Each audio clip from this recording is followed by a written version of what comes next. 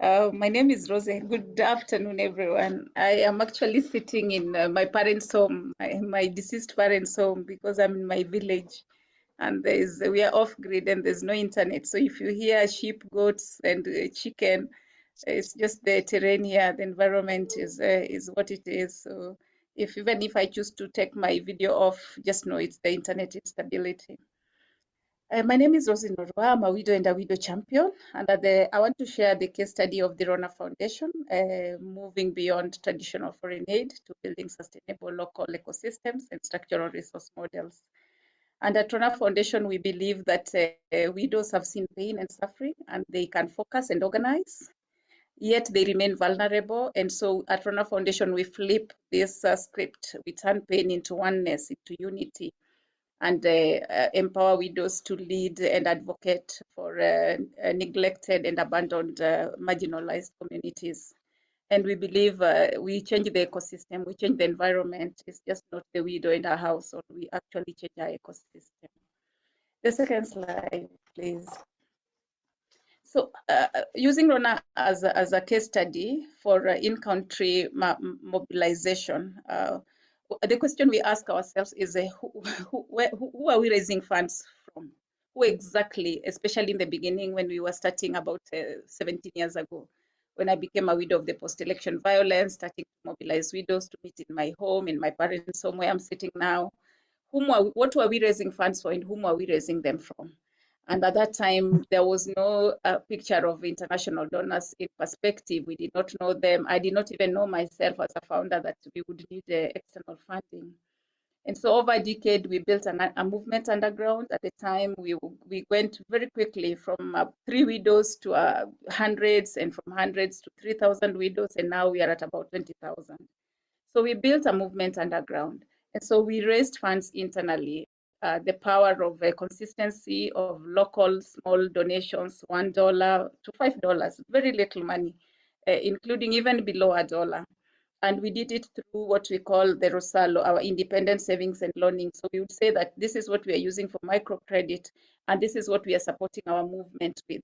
So we self-funded for a period of 8 years. So the question that we asked was very important. Who are we raising funds from? So, and what are we raising them for? What are we really raising the funds for? So it was very clear to explain to the group, to the movement, that we are raising funds first to build documents that can translate our pain into scientific evidence, issues that could actually transform our tears to what, tools that could be used as proof that there was an issue and it was just not empathy and sympathy and pain. So we meticulously documented thousands of hidden widow narratives. We empowered it to establish standardized subnational, what we called a widow's charter. And that was later converted into, we moved the conversation from trauma, from empathy, from media stories of pain and, delivering views for media to what we called a policy evidence. So the question was, whom are we raising for? Why are we raising for? So that was very important to explain to our movement. And they were actually more than that. The movement was partly, the victim. They were also our funders, and they were also the evidence and proof that what issues we were talking about were right. So there was a very complex analysis of how we did that. And then what are we offering them was the other question. Fine, we are raising funds from our widow movement. So widows who are already poor, widows who are already vulnerable, some earning below $1. Yet we are bringing them to generate funds for our own livelihoods and income generation. We are codifying these stories into tools, but what are they gaining from it? So we had to also prove and provide what they were gaining. And we believe that healing was agency. We actually think, and I personally believe, healing is a form of resistance.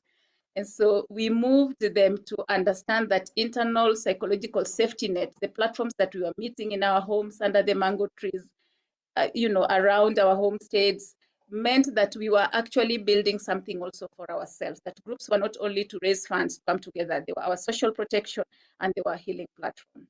So then we established these grief sharing forums from village to heal collectively, and we successfully transmuted isolated systemic vulnerability into what is intentional collective agency.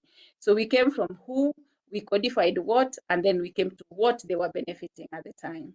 And so they became the underground movement became our funder. They were also the evidence and proof that there was an issue.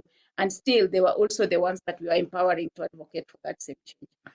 There was no external donor. It took 7 years and very painfully so. And so what we came out with was proof that there was an issue. We can move to the next slide.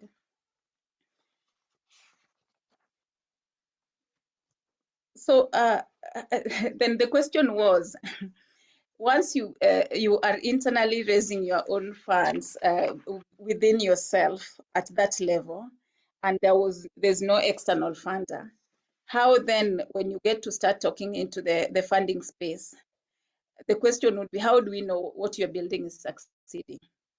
So we went now from the who, what, and how to to the how.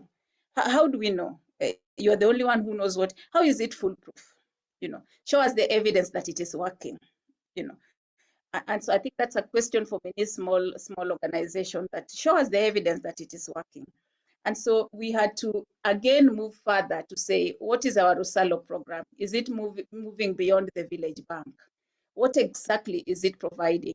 And to us, it was providing a permanent power base for marginalized rural widows to navigate absolute exclusion and zero institutional safety net. And so even how we framed it, we demystified what it was exactly. And at that time, we were also new in fundraising, were funders funding solidarity-based economic models? Were they going to be funded? Are they still being funded? It's a question maybe perhaps I throw in the room.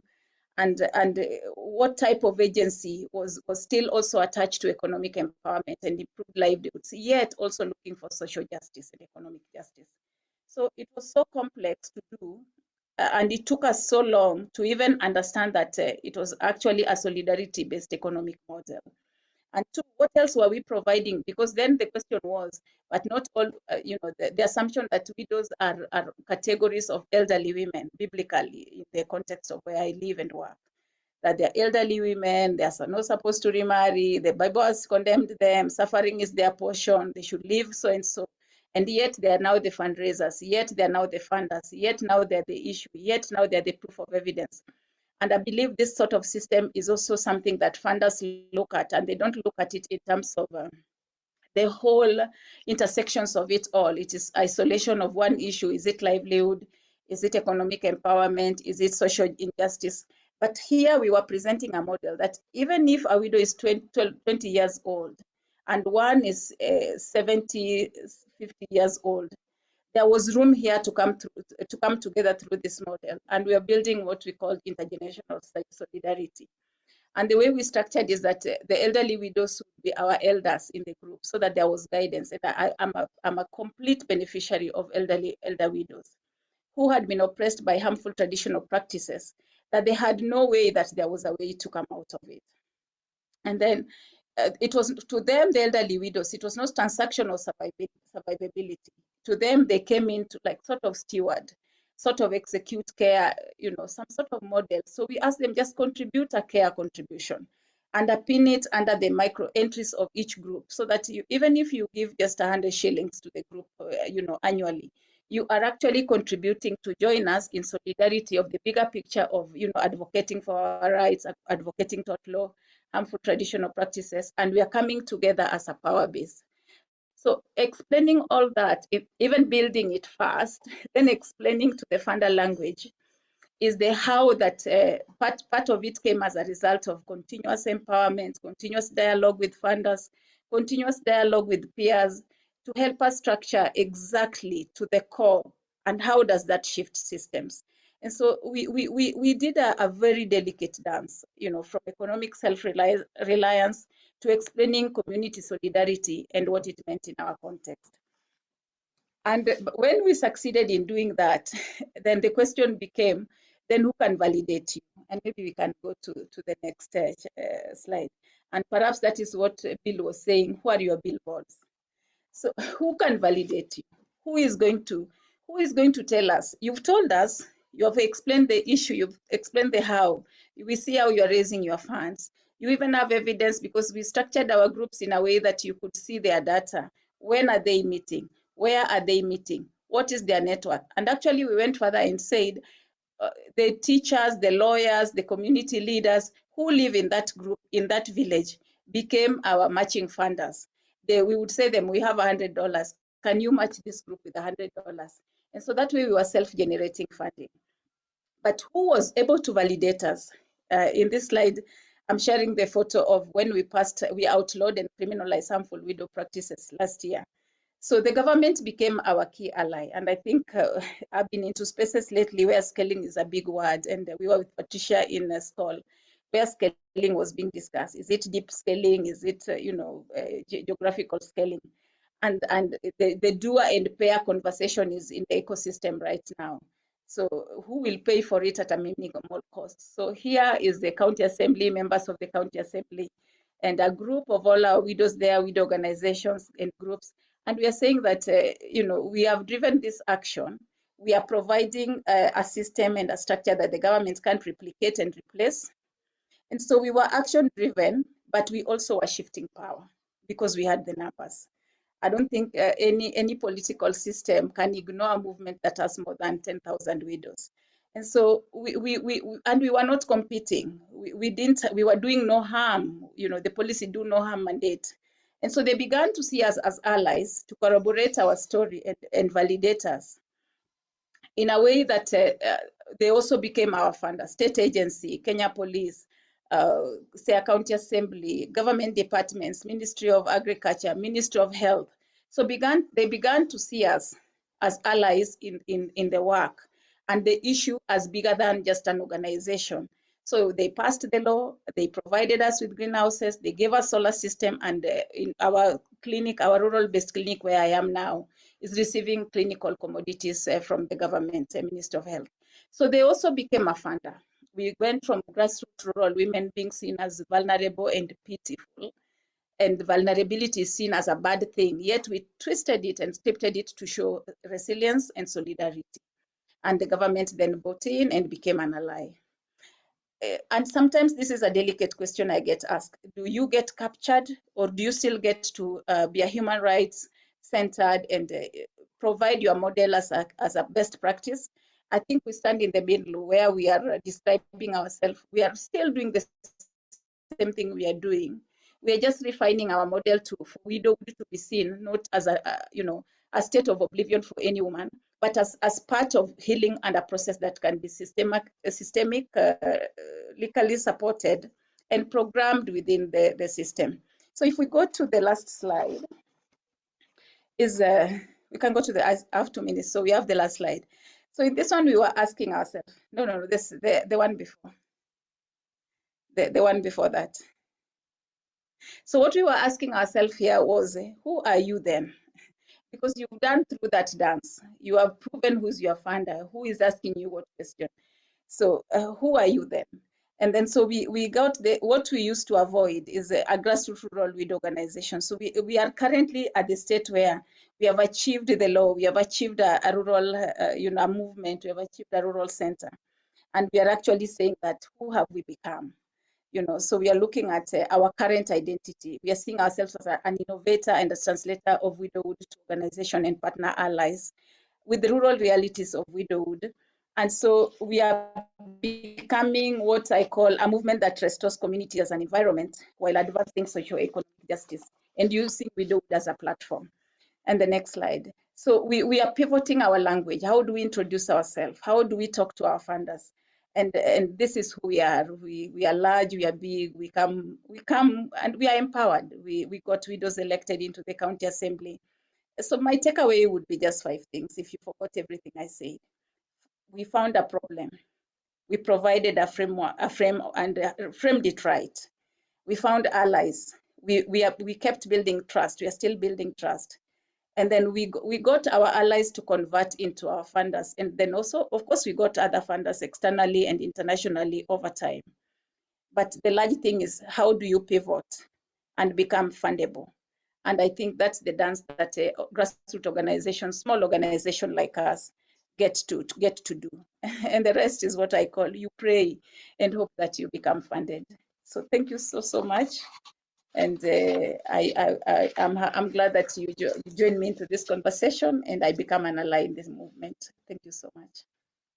And Rosaline, thank you for that awesome presentation. I hope you can hear me loud and clear. Yes, we can. Awesome. So thank you. I am so delighted to have received the invitation to also share our perspective or my perspective from Women Strong International. And it's indeed a great privilege that all of you are here today. You are those doing the great work, like Rosalind has shared, leading awesome interventions in your respective organization and transforming work when it comes to international development today. In terms, next slide, please. In terms of outline, so I have only 15 minutes to do justice to this huge conversation. I'm going to touch on three key things. I'm going to look at what shift of power means. When it comes to shift of power and resources, what does it mean in practice? So practically, how do we do that at Women Strong? And then I'll touch a bit on why funders choose to invest in local organizations. Then I'll run it all up with a very beautiful framework I call the trust-based framework that would help us practically know some few insights into how local organization can position themselves more strongly within the fundraising landscape. And my hope is that at the end of the session, we'll all leave with some insight on how funders think, but not just that, but also practical ideas that can help us apply this immediately within our spaces of work. Next slide, please. So women, we all know, we've read from literature and all that, that women and girls are often most affected by poverty, conflict, culture, health crisis, and a lot of inequalities, including widowhood rights and all that that Roseline has said. But yet they also remain the least funded. And that is where she ended her conversation. How do we get ourselves situated in a position where they get funded? We know that when it comes to funding, only 2% of global funding goes to women-led organizations like that of Roseline. And despite the fact that they are in the front line and strengthening families and communities, and they are serving a huge numbers of people in their communities, they still get the least when it comes to funding. But at Women Strong, we believe that these women need our support. So in terms of our main mission, we move money and power as well as resources to local grassroots organizations led and served by women and girls, ensuring that funding reaches those closest to the challenge and those that are best positioned to drive sustainability as well as community led solutions. And how do we do this? So the question we ask ourselves is, what does it mean in practice to shift power and resources? Next slide, please. So I'm going to situate all this discussion and this question in the space of the model that Women Strong uses by answering the question, how do we, or what do we mean when we shift power and resources in practice? So you can think of us in this way, that Women Strong and other flexible funding organizations or donors, we stand in as a one-stop shop with three main pillars, what you see on your screen. So I'm going to touch on each and share how power and resources are shifted from us as donors to the locally led organization. The first is we provide what we call the trust-based grant funding. So we provide unrestricted multi-year funding, which helps organizations to either pivot or adapt during any crisis. So for us, there are no restrictions to the usage of the money. It is flexible, it is multi-year, it is up to the organizations to use it to either cover whatever they have identified as a key priority areas for them. So for us, there are no reporting requirements, and we just don't say no reporting, but we also stand in the space where we are able to advocate for other funders to also simplify their due diligence to us, so that smaller organizations like ours are not excluded by paperwork alone. So our funding usually would open up to funding overheads, staff development, not just activities, but also involving them in co-creating and shaping priorities, timeline, and even defining what success would look like. So that is the big pillar that we rally around.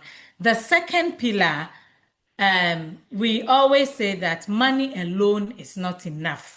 We all know that there is the need for also organizational strengthening. So if you want to shift power and resources, one of the key approach is to ensure that organizational strengthening is key. And for us, how do we do this in practice? Our partners, the women-led organization, the local-led organization, they tell us what they need. And then we provide the organizational strengthening, which they believe will most benefit their work. So we don't determine. They would have to self-identify those needs. And we do that through conversation, because we are learning by the day to build trust, and then with our partners to be able to meet them at the point of their needs. So success doesn't really rely on us as a funder, but success is what the partners want to achieve, and they define that, and we co-create. So the big word there is co-creating that. We also provide, in addition to the trust-based grant making, we also provide what we call the Partner Support Fund, specifically to help them with the organizational strengthening. So this comes as an addition to the grant that they already receive. So usually if we give, for example, $40,000, we would add on $10,000 as an additional support for specifically for organizational strengthening. We think that is working well for us. The third pillar is on our learning lab. So our learning lab works as like an how do I call that, incubator, where partners can test, adapt, and innovate. So it is a partner-driven and a partner-led space, a very safe space where partners get together and share, vent, exchange words, build solidarity, network, and all that. So that place is just provided for them so that they could connect, learn, and then also collaborate. And we also have a language justice policy. So because we fund globally, we ensure that everyone in our space benefits equally, because we have equity at the center when it comes to our funding and our partnership with our partners. So we provide both Spanish and French translation in our spaces, in addition to English, because those are the spaces where we find grantees. And what we are hearing from them is that these three pillars should be there. They are working and they are doing well with whatever we are engaging them with. And we are also learning from our partners, because we are a listening organization. We learn each day. We have learned to trust them. We have learned to listen. We have learned to co-create and also sustain the impact of their work. So this takes us, let me say, more than good intention for trust-based funders to shift power. So what it means is changing how decisions are made, who is trusted, and then who gets funded. Next slide, please. So I will touch base. Basically, I'm very mindful of the time so that we can get a bit of time for questions. The question we are asking ourselves is why global funders must fund locally. Why do we need to fund locally at all? So there are quite a number of reasons why local funders like WomenStrong will want to fund local organizations. And these are few of them that I will want to touch on. So we believe that organizations closest to the community and the problem are often the deepest, they often have the deepest understanding of the context. So they have the trust of the community that they work in. They are in a position to know what works best for them, and they are usually the first to respond. Not not at a very large scale. For some of them, very, very small scale, but they are doing wonderful work and they are accountable to the people that they serve at the community. So we think that they are best placed to adapt when realities shift. So funding them directly is not just Funding them directly is not just equitable, but also often effective because it strengthens their local leadership. And it also ensures that resources are shaped by the community's own priorities rather than some distant assumptions that we may have as funders. The second thing, too, is that for many international interventions, they end with a grant cycle. But then, if the grant ends, the local organizations still remain. They continue to serve the communities long after external actors moved on. So for this reason, investing in them and in their leadership would create a lasting solution for generations to come than just funding only projects. So when the project ends, then it means everything is ended. For communities should also not be the beneficiaries of change. They should also be the architect of the change. So funding local organization, you are just recognizing their expertise. So for WomenStrong, we recognize the expertise of this locally led organization, women-led organization. And we believe that the expertise also reside in their lived experience. That is how come the Learning Lab is there, so that we can also tap and learn from them. The other factor is to do with the fact that they are highly innovative. So local organizations are highly innovative. The innovations come from them. And then also, when we fund them with flexible funding, they are able to stay stronger and come up with strong outcomes. So for me, as a trust-based funder, funding a local organization who is closer to the problem narrows their activities to just maybe getting output, but rather when we fund, we are telling them that we trust them, we are flexible, and then we expand on our long-term partnership, which strengthens the condition for a very, very long time to come. So having reviewed all this, so our next slide, having reviewed all this, I would love to share a very, very simple framework.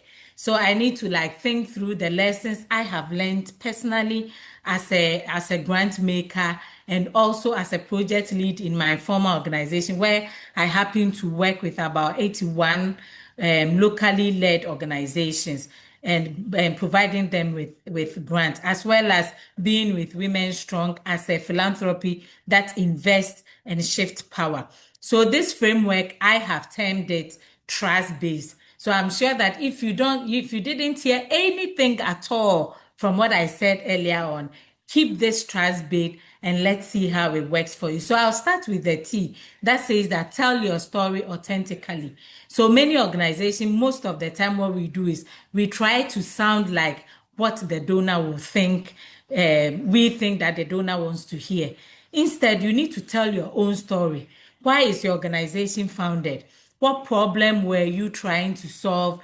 And what have you learned from your community? Because funders are increasingly looking for authenticity.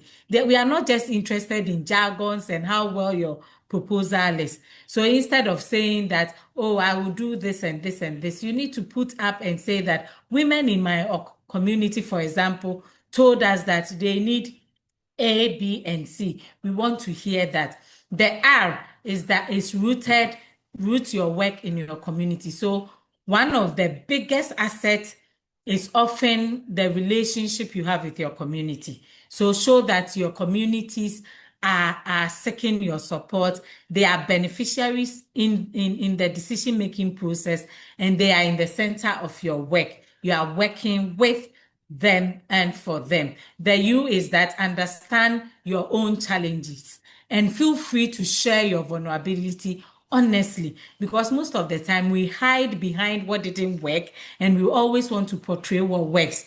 But then donors, we want to hear how things did not go well, whether you were pivoting or scaling or doing anything. What are some of the lessons? Because it also helps us to shape our funding. The S, I'm trying to go a bit faster. The S is about strengthening your system and strategies. So we need to find time to invest in organizational strengthening. Even the trust-based funders, they need confidence.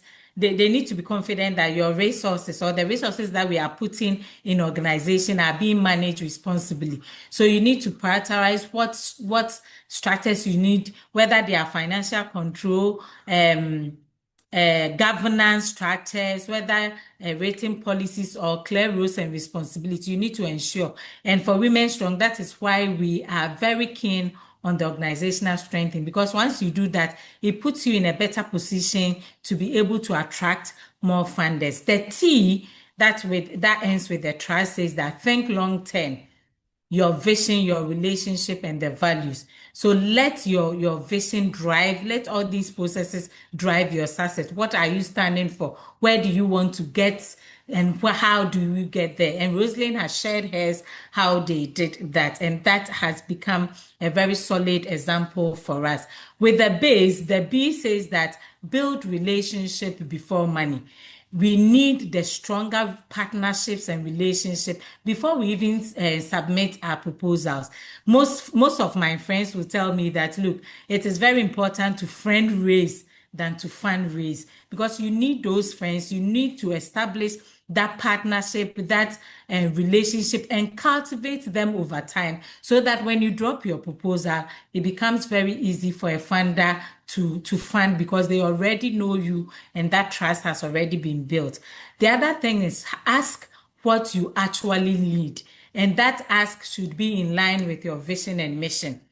Many organizations sometimes they under budget because they don't want to be seen as being too expensive or too little. So they skip staff salary, technology, and all that. But as funded, we also know that you need the staff salary, you need the technology, you even need the leadership development. So do not disguise your core operational costs, but be friendly and communicate that openly to the donor. The S says that strive to diversify early, not in crisis. So one of the biggest lessons that I have personally learned in this donor business and in this crisis that we find ourselves when it comes to funding is that small and women-led organization must diversify. We do not have to wait until huge funding like the USID is withdrawn, then we think, but we should always from the onset think behind the box. And our partners are doing that. Even though some of them were defunded, they are thriving. Some have even expanded even in this crisis, because they have learned to try little things.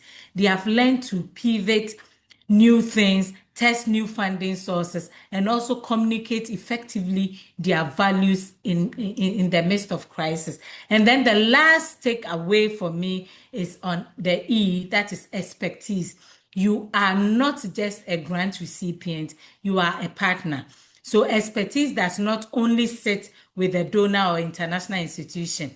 It also sits with you as a local organization that you are working day by day with your communities. So when you are engaging funders like us, do not position yourself simply by asking for help, but position yourself as you are bringing an insight. You already have the solution in your hands. You are a leader and the solution is there for you. And I will end with the last slide by saying that local organizations are not simply participants in development.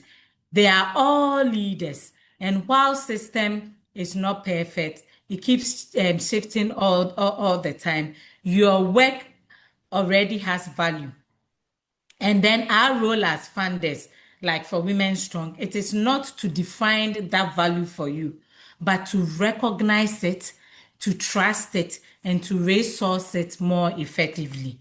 And I know that there are some funders on this call. So I have an action for you as well that if you truly want to be transformational with your change, we must move from funding projects to start funding people, leadership, and institutions.